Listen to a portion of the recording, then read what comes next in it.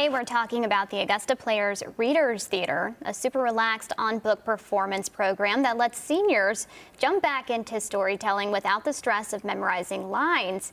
It's all about expression, connection, and having fun on stage. Their first performance is the holiday classic, A Christmas Carol, happening on Saturday, December 6th at the Augusta Players Complex on Ellis Street. Christina DiCarlo is Associate Artistic Director of the Augusta Players, and she's joined by actor Bob Rollins, who is no stranger to the stage or to the Charles Dickens production. He's done a couple of roles with that a few times, I should say. Good to see you both. Thanks for joining us. Welcome. Thank you for having us. Obviously, the Players organization, the entire entertainment sector of the area, struck a huge blow Sunday evening with the passing of Scott Seidl, our executive director. We're going to discuss this loss and the importance to the theater community in a few minutes, but let's talk about the Readers Theater first. Yes. Which was something that he was very passionate about. Yes. And I'm sure he would say the show must go on. Oh, he definitely would say that. Right. Readers Theater is part of Scott's legacy. He created the program 3 seasons ago, and all about accessibility. You know, we were reaching all ages except for the 55 and up community, and we wanted to make sure that there was a program accessible for those who don't have the time to do a full rehearsal schedule and don't have to worry about moving on stage or memorizing lines. We have music stands with scripts in front of them for the readers, and it really is incredible work that they do. I like that. Yeah. I could do that. Yes. All right, so it's for senior citizens. So who can join, and do they need to have any sort of theater experience?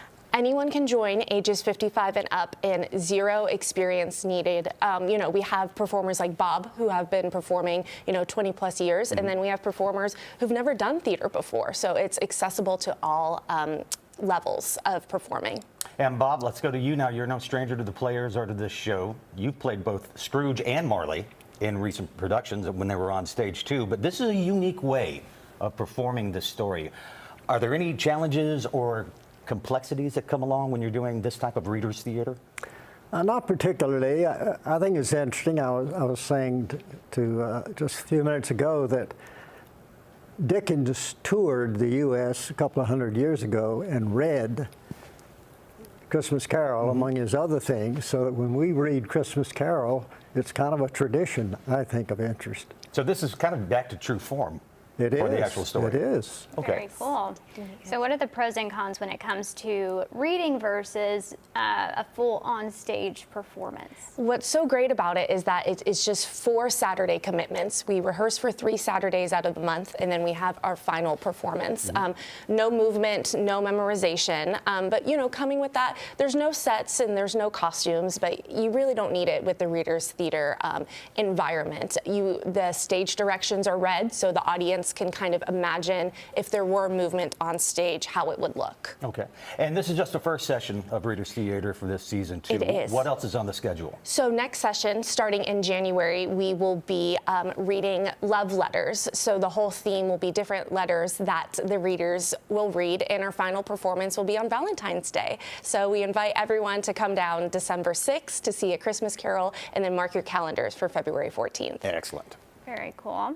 Well, in addition to the Readers Theater, the annual holiday show with the Augusta Players is coming up, How the Grinch Stole Christmas, which brings us to the unfortunate thing that has happened that we need to address that was being directed by Scott Seidl. Can you tell us a little bit about the dynamic and the amazing person that Scott was? Oh, I could go on. We don't have enough airtime to talk about how amazing Scott was.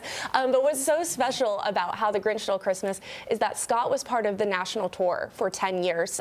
In the past couple of years, he has been directing the national tour, and he was so excited to bring this story to Augusta. And there's no greater way that we can honor his legacy than, the show must go on. And Associate Director Rebecca Bruni has taken over the production, and it's just going to be filled with love and joy and tears. It's just such part of his legacy, and it's the second weekend in December, so we really encourage the community. Everyone's asking, what can we do? What can we do? Right. Come out and support the Grinch in honor of Scott. And actually, Scott had just come off the road from that production in the West Coast. He had, yeah. He put up the production in the West Coast, and then the day he was back, he jumped into rehearsal for Augusta Grinch, and that just shows the type of artist He is. Let's expand on that. Talk to us about his passion, his dedication, his love for the arts. We were fortunate enough to actually have him join us for a tour of the new Augusta Players building, too. Yes, Scott brought us home, the Augusta Players. We just moved into our brand new building.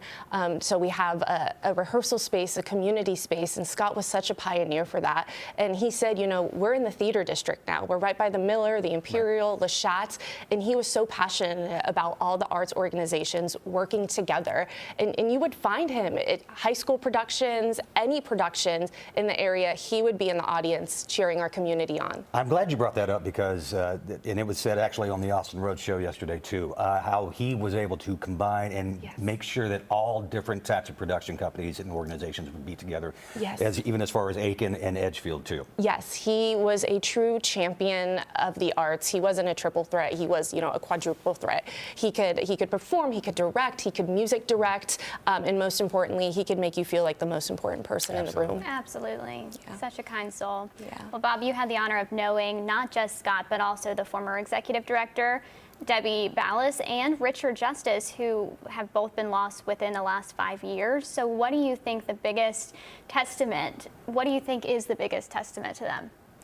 Well, I guess I knew Richard and Debbie much better than Scott. Only a few conversations with Scott, but I know the legacy. I know as much as I loved it with Debbie, Scott brought the whole productions up, particularly I think in dancing. And the times I've been that Scott was in charge, it just blew me away. As much as I love the past, it was a big improvement. Wow. I used to hide behind real dancers, and now they're all real dancers. Oh, wow. You did, and then we're very fortunate, especially in this area, to have such a reservoir of talent. Yes. That we can pick from and include, and that was something Scott always wanted to bring in new blood for the Augusta productions. He did. Yeah, absolutely. Let's go back and recap the information again for the upcoming Readers Theater event. Yes. December 6th at 11:30 a.m. And it's our first Reader Theater performance in our brand new space, 712 Ellis Street. Not only will you get to hear the performance, the cast is bringing in holiday treats for the audience to enjoy as well. All right, excellent. Very Again, good. Saturday, December 6th. Definitely check this out. And again, great testament here for Artistic and Executive Director Scott Seidl, who we just lost this past Sunday. Christina and Bob, thank you so much for sharing your memories and spending some time with us. We appreciate it. Thank you.